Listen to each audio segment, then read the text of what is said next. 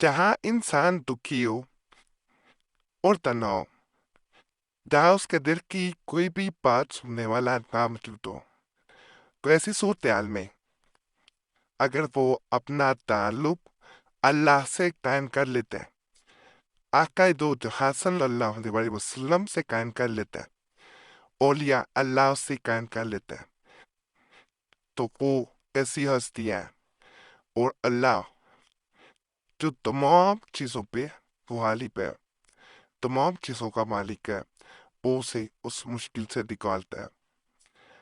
جو انسان آقا دو جہاں صلی اللہ علیہ وآلہ وسلم پہ کثرت سے درود پاک پڑھتا ہے اور ہر مشکل میں ان کو وسیلہ بنا لیتا ہے، وہ کبھی بھی مشکلوں میں نہیں گرا رہ سکتا، اور درود پاک پڑھنے والا اپنی دل کو ایک ایسا سکون پہنچاتا ہے، یعنی جب درود پاک پڑھنا ہوتا ہے تو اس کے دل کو ایک خوراک مل رہی ہوتی ہے، سکون مل رہا ہوتا ہے، اور جو درود پاک پڑھتے کو اپنی عادت بنا لیتا ہے، اسے کوئی دکھ، کوئی رنج اس کا کچھ نہیں بگاڑ سکتے، اس کے قریب بھی آتے ہیں۔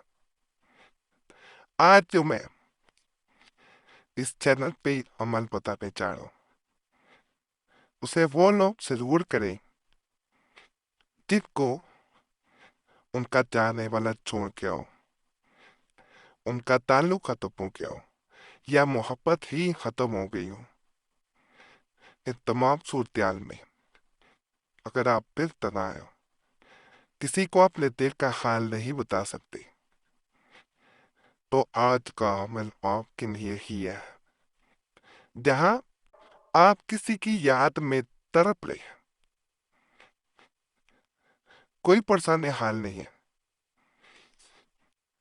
اور یہ تڑپ آہستہ آہستہ آپ کو اندر سے کاٹے جا رہی ہے، راتوں کو سونے نہیں دیتی۔ کوئی انسان ہوا، کوئی بھی جسے آپ چاہتے ہیں،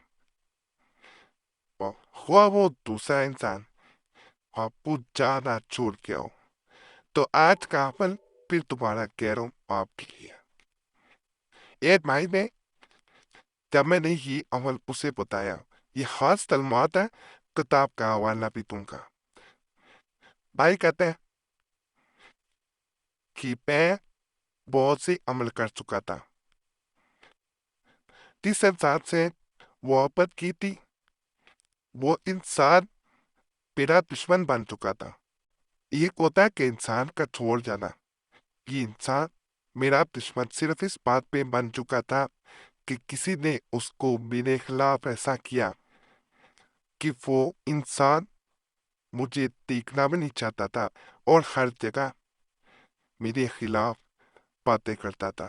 لیکن جب انسان کسی سے محبت کر بیٹھتا ہے تو اس کو دل سے نکالنا بڑا مشکل ہو جاتا ہے۔ اس میں اس کا بھی قصور نہیں تھا، کیونکہ جو حسد کرنے والے ہوتے ہیں وہ لوگوں کے دل ایسے بدل دیتے ہیں، نفرتیں ایسے بڑھ دیتے ہیں کہ انسان خود بخود بدل جاتا ہے۔ یہاں ایسے ہی معاملات تھے کہ وہ انسان اگر بدل چکا تھا تو اس کے بدلنے والے کا قصور تھا، کہ جس نے اس کے میرے خلاف اس طرح سے کام بڑھے کہ وہ میرا دشمن بن چکا تھا۔ میں نے اسے ہر طرح سے ملنے کی کوشش کی، ہر طرح سے رابطہ کرنے کی کوشش کی، مگر وہ میرے رابطے پہ نہ ہے۔ میں نے عاملوں سے رابطہ کرنا شروع کر دیا، موٹیفومیات کیے، لیکن فائدہ نہ ملا۔ پھر میں نے آپ کے چینل کے بارے میں دیکھا اور پھر آپ سے رابطہ کیا۔ اللہ کا شکر کہ آپ نے مجھے چند ایسے کلمات بتائے جن کو پڑھنے کی تیر تھی۔ سب سے پہلے وہ انسان جس نے حسد کی آڑ میں جڑتے ہوئے میرے محبوب کو مجھ سے دور کیا تھا، وہ پشیمان ہو کے میرے پاس آیا، مجھ سے معافی مانگی، اور اس نے ہی دوبارہ سے اسی انسان کے پاس جا کے میرے بارے میں تمام تر حقیقت بیان کر دی۔ تو یہ ایک ایسا عمل بتانے جا رہا ہوں जिसे मैं किताब का हवाला जरूर दूंगा, शुरू में मैंने कह दिया था, हसीना अमलियात से उतारा। पर इस अमल को वो इंसान से हो करे जो पहले कई अमलियात कर चुका हो। खास तरीके से किया जाता है। करना ये है कि आपने तरारी में बैठना है। जो इंसान करना चाहता है, एक तस्बीह या वदूद की पड़ेगा, यानी 100 बार पढ़ना है। उसके बाद 33 दफा अल्लाह समद। अल्लाह समद पढ़ने के बाद आपने बिस्मिल्लाह पढ़ते हुए 7 दफा बिस्मिल्लाह पढ़ी जाएगी। फर्श पे बैठ जाना है और उंगली को अपने एक दायरे की सूरत में घुमा देना 7 दफा बिस्मिल्लाह पढ़ते हुए, यानी जैसे ही हिसार बांधा जाता है।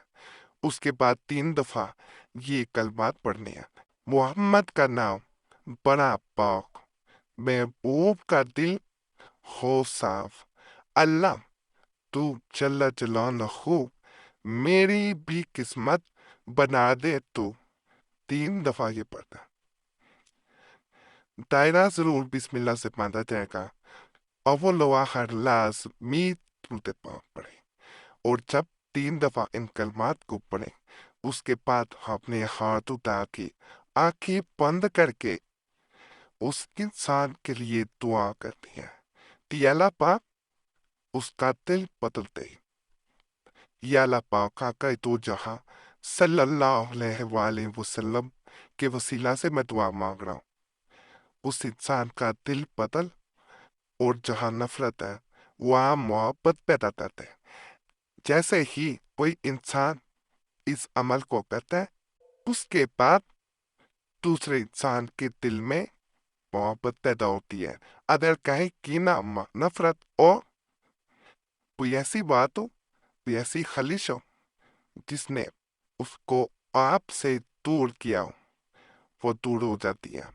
बाकी चैनल सब्सक्राइब करें, वीडियो लाइक करें और ना बाकी में मैंने हर की समझ ना करें, नहीं तो फायदा नहीं मिलेगा।